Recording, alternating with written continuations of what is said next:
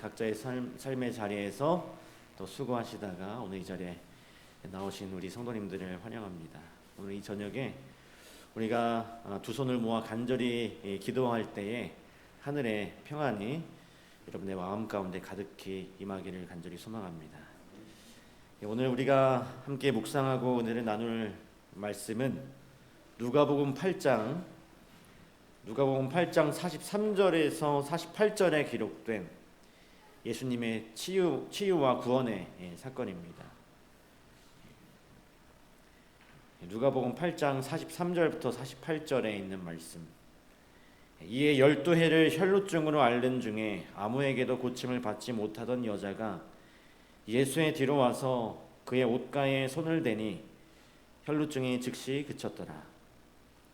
예수께서 이르시되 내게 손을 댄 자가 누구냐 하시니 다 아니라 할 때에 베드로가 이르되 주여 무리가 밀려들어 미나이다. 예수께서 이르시되 내게 손을 댄 자가 있도다. 이는 내게서 능력이 나간 줄 알미로다 하신대 여자가 스스로 숨기지 못할 줄 알고 떨며 나와 엎드려 그 손댄 이유와 곧 나은 것을 모든 사람 앞에서 말하니 예수께서 이르시되 딸아 내 믿음이 너를 구원하였으니 평안히 가라 하시더라. 오늘 우리가 함께 읽은 이 말씀의 본문의 말씀 속에는 오랜 질병의 고통 속에서 아주 간절하고 절박하게 치유를 구했던 한 여인의 끈질긴 이 믿음과 예수님의 크신 은혜가 선명하게 담겨져 있습니다. 예수님께서 거라사에서 기적을 행하시고 이제 유대 지역으로 다시 돌아오셨을 때 수많은 사람들이 또 다른 기적을 기대하면서 예수님 주변으로 구름대처럼 몰려들었습니다. 그리고 막 이리저리 밀치는 그 소란스러운 군중의 가장자리 끝에 여기 성경에 나오는 이 여인이 서 있게 되었습니다. 그녀는 당시에 이 율법과 사람들의 시선에 의해서 철저하게 부정한 사람으로 규정된 사람이었습니다. 그 기간이 무려 12년 동안 12년이라는 긴 시간 동안 이 혈루증을 통해서 중병을 앓고 있었습니다. 이 12년이라고 하는 이 시간이 이 여자에게 이 여인에게 그의 삶이 철저하게 무너져 내리는 아주 길고 고통스러운 그런 시간이었어요. 이 질병이 단순히 그녀의 어떤 육신을 병들게 하는 데서 끝나지 않았습니다. 그녀가 앉아있던 자리, 그녀가 만졌던 물건들, 심지어 옷깃이 스치기만 해도 그 스친 사람조차 율법에 의해서 부정해졌기 때문에 그녀는 사람들과 아주 철저하게 단절된 채 사회의 아주 바깥으로 밀려나 살아야만 했습니다. 그리고 그 12년이라는 긴 세월 동안 가족과 마주 앉아서 평범하게 밥 한 끼 나눌 수 없는, 또 자신의 자녀를 품에 안아줄 수도 없었고 또 회당에 나가서 예배를 드릴 수도 없었습니다. 모든 그가 가진 재산을 허비하고도 병은 나아지지 않았어요.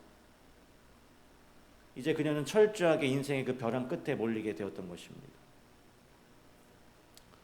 오늘 우리의 삶에도, 여러분의 삶에도 도저히 해결되지 않는 마치 이 여인의 12년 동안에 이루어지지 않는 그 기도의 제목들이 있을지도 모르겠습니다.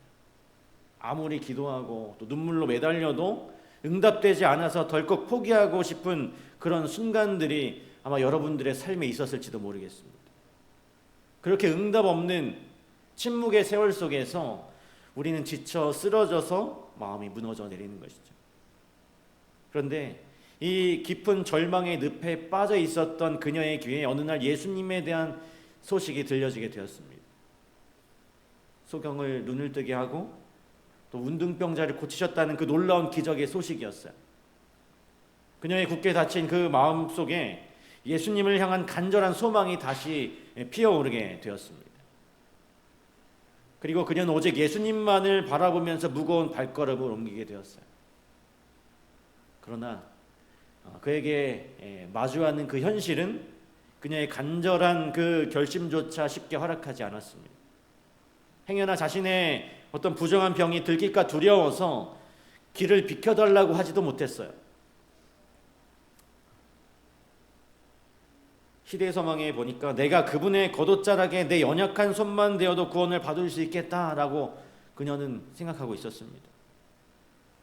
우리가 흔히 이 여인이 그 거친 군중을 뚫고 앞으로 돌진한 강인한 사람이라 생각하지만 우리 시대서망에 보면 그 시대서망에서 들려주는 그녀의 모습은 실제 모습과 다릅니다. 그녀는 수없이 사람들에게 떠밀리고 치이고 바닥에 주저앉아서 한 발자국도 움직일 수 없는 그런 연약한 존재였어요. 12년의 그 기나긴 투병의 세월로 그녀의 몸은 이미 걷기조차 힘들 만큼 쇠약한 상태였던 것입니다. 그 자신들의 앞에 있는 건장한 사람들의 벽을 뚫고 나아갈 물리적인 힘이 그에게는 없었습니다. 다가가려고 애를 써도 현실로 다가갈 수 없는 그런 현실의 벽에 부딪히게 된 것이죠. 그래서 그녀는 또다시 철저한 무력감과 스스로에 대한 뼈아픈 그 한계를 마주해야만 했습니다. 그런데 여러분, 이 무너지고 상처 입은 여인의 모습이 여러분 누구와 같을까요? 누구와 닮았을까요? 자신의 힘으로는 도저히 아무것도 바꿀 수 없어서 바닥에 주저앉아버린 이 초라한 모습. 사실 이것은요, 다른 누구가 아닌 오늘을 묵묵히 버티며 살아가고 있는 우리의 숨겨진 자화상일지도 모르겠습니다. 겉으로는 굳건해 보이지만 속으로는 한없이 연약한 오늘 우리들의 영혼의 이면과도 같은 것이죠. 우리가 매일의 삶 속에서 내 힘의 한계를 절감하면서 깊은 절망의 늪에 빠지기도 합니다. 기독교 변증가인 팀 켈러 목사님이 이런 말을 했습니다. 사람은 스스로 애를 쓰면 쓸수록 오히려 영혼의 어둠만 짙어질 뿐이다. 인간은 참으로 연약하죠. 내 힘으로 죄의 습관을 끊어내고 스스로 구원에 이르려고 애를 쓰면 쓸수록 어떻습니까? 우리는 도리어 더 영적인, 더 깊은 영적 좌절감에서 빠져나올 수 없는 더 큰 어둠으로 빠져들게 된다는 것입니다. 마치 깊은 늪에 빠진 사람이 살기 위해서 그 발버둥을 치면서 허우적거리면 그러면 그럴수록 어떻게 돼요? 더 빠르게 그 속으로 빨려 들어가는 것입니다. 우리의 오늘 의지와 노력만으로는 결코 이 죄와 절망의 늪을 벗어날 수가 없는 것이죠. 오늘 우리가 이 밤에도 이 십자가 아래 조용히 눈을 감고 굳게 다짐해야 합니다. 하나님, 내일부터는 사랑하는 가족들에게 더 온유하고 따뜻한 말을 건네겠습니다. 직장에서도 세상과 구별된 참된 그리스도인의 모습으로 바르게 살아가겠습니다. 하지만 이렇게 우리가 다짐을 하고 결심을 해도 내일 아침 날이 밝고 해가 뜨면 아주 사소한 작은 문제 하나에도 어떻습니까? 우리가 하나님 앞에서 했던 그 거창한 그 다짐은 너무나도 쉽게 허물어져 버리고 마는 것입니다. 아무리 애를 써도 아무리 노력해도 변하지 않는 내 밑바닥을 보면서 우리는 또 절망하고 자책하게 되죠. 마치 지금 이 여인이 거대한 군중의 벽을 뚫지 못해서 끝내 바닥에 주저앉아 있었던 것처럼, 그 연약한 여인처럼 우리 역시 매일 반복되는 삶의 치열한 자리에서 번번이 넘어지고 실패하는 것입니다. 여러분, 그런데 참으로 놀라운 사실은, 놀라운 하늘의 기적은 바로 그 절망의 끝자락에서 시작된다라고 하는 것입니다. 그 여자가 거의 절망하게 되었을 때 그분께서는 무리를 해치고 그 여자가 있는 곳 가까이 오셨다. 이 여인이 초인적인 힘을 쥐어짜내어서 스스로 예수님께 다가가는 것이 아니었어요. 모든 것을 포기하고 싶었던 자신의 무력함을 가장 깊이 절감하는 그 순간에 예수님께서 먼저 무리를 친히 해치고 그녀가 있는 곳으로 조용히 다가가셨다라고 하는 것입니다. 이것이 바로 오늘 우리 교회가 이 세상에 외치는 가장 위대하고도 분명한 진리인 것입니다. 구원의 주도권은 우리의 어떤 노력이나 애씀이나 종교적인 노력에 달려있는 것이 결코 아니라 오직 하나님께서 내게 먼저 다가와 주심에 있다는 그 분명하고도 가슴 벅찬 사실은 우리에겐 진리인 것입니다. 이 여인은 이제 자신을 찾아오신 그 구원자를 향해서 마지막 남은 그 믿음의 힘을 다해가지고 그저 가늘게 떨리는 연약한 그 손을 조심스럽게 예수님의 옷자락을 향해 뻗었을 뿐이었어요. 우리가 종종 어떤 우리의 열심과 헌신이 하나님의 은혜를 쟁취해냈다고 착각하기도 합니다. 하지만 내가 고통 속에서도 아주 작은 믿음의 이 손을 주님을 향해 뻗을 수 있었던 이유는 예수님께서 수많은 영적 장애물과 내 마음의 굳은 방벽을 먼저 허물어 주시고 가장 먼저 내 곁에 다가오셔서 참된 은혜를 베풀어 주셨기 때문이에요. 여러분, 에덴 동산에서 죄를 짓고 두려워서 숨었던 아담에게 먼저 찾아가신 분도 하나님이셨습니다. 탕자가 돌아올 때 체면을 다 버리고 먼저 달려가서 안아주신 분도 아버지였어요. 이처럼 언제나 우리보다 한 발 먼저 움직이시는, 우리를 사랑하시는 하늘 아버지이십니다.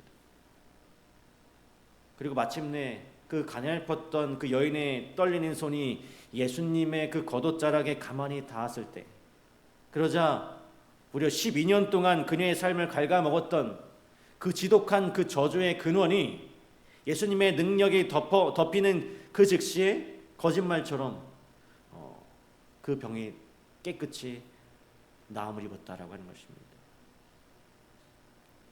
예수님의 그 옷자락 자체에 원래부터 어떤 마술적인 치유의 능력이 있는 것이 아니었죠. 그 놀라운 치유의 기적을 일으킨 것은 그 옷자락 자체가 아니라 그녀의 간절한 믿음이었습니다. 주님을 향한 그녀의 그 절대적인 신뢰 때문에 하늘의 능력을 그 땅으로 이끌어 내렸던 것이었어요. 이제 자신의 몸이 나은 것을 직감한 이 여인은 정말 벅찬 기쁨과 동시에 두려움을 느끼게 되었습니다. 부정한 병을 가진 자신이 거룩한 랍비를 만졌다는 사실이 지탄을 받을까 봐 두려웠어요. 그래서 그녀는 조용히 군중 속으로 몸을 숨겨서 그 자리를 도망치려고 했습니다. 내 평생의 가장 절박한 소원은 이제 이루어졌으니 아무도 모르게 조용하게 떠나고자 했어요. 그런데 바로 그때 그 발걸음을 재촉하시던 예수님께서 그 발걸음을 멈추십니다. 그리고 소란스러운 주위를 살피시면서 아주 분명하고 단호한 목소리로 말씀하세요. 내게 손을 댄 자가 누구냐? 수백 명의 군중이 서로 밀치고 부딪히는 이 혼란한 한가운데서 누가 옷을 만졌냐고 진지하게 물으시니까 제자들은 당황할 수밖에 없었습니다. 하루 종일 수많은 사람들과 어깨를 부딪히며 이렇게 걸어오던 길이었는데 누가 손을 댔냐라는 것은 큰 의미가 없는 일이었거든요. 게다가 지금 예수님은 어디로 가고 계셨습니까? 생사가 오가는 긴박한 갈림길에 있었습니다. 회당장 야이로의 딸이 숨을 거두어가고 있다는 소식을 듣고 그녀를 살리기 위해서 가시는 중이었어요. 이 야이로는 당시 이제 유대 사회에서 누구나 존경받는 권력 있고 이름 있는 지도자였죠. 반면 이 여인은 성경에 이름조차 남지 않은 아주 철저히 소외된 그런 사람이었습니다. 그런데 예수님은 그 다급한 지도자의 일정을 멈춰 세우고 이 여인을 찾고 계셨다는 것입니다. 예수님은 그 여인이 스스로 그 어둠의 그늘에서 당당히 걸어 나와서 그녀의 존재 자체를 사람들 앞에 온전히 드러내기를 원하셨습니다. 예수님께서는 이 여인과 우리 모두를 향한 분명한 목적이 있으십니다. 여기 시대의 소망에 보니까요, 예수께서는 그 미천한 여자에게 기쁨의 샘이 될 위로의 말씀을, 그리고 세상 끝날 때까지 당신을 따르는 자들에게 축복이 될 말씀을 하시기를 원하셨다 그랬습니다. 예수님은 단지 그 옛날 갈릴리 해변에 서 있던 한 여인만을 바라보신 것이 아니었어요.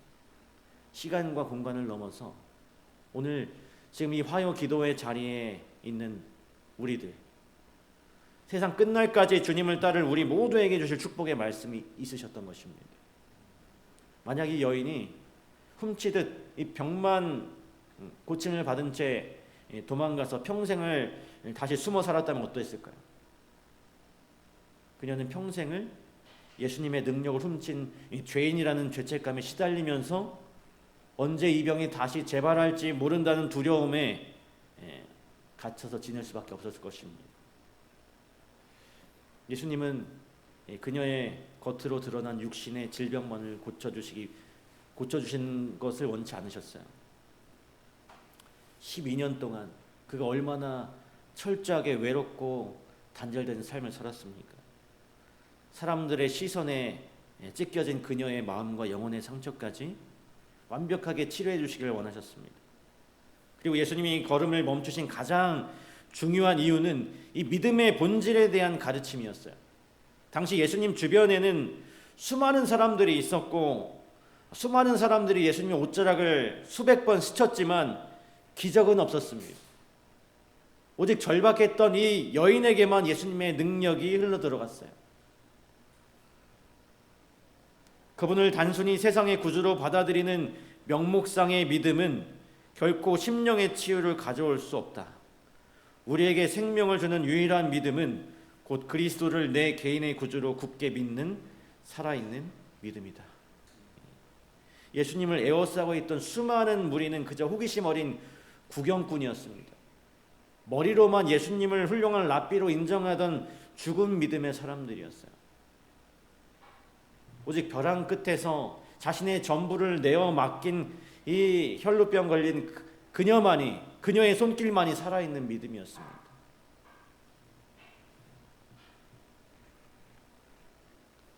그 예수님의 주위에 있던 군중들은 예수님의 주변을 맴돌면서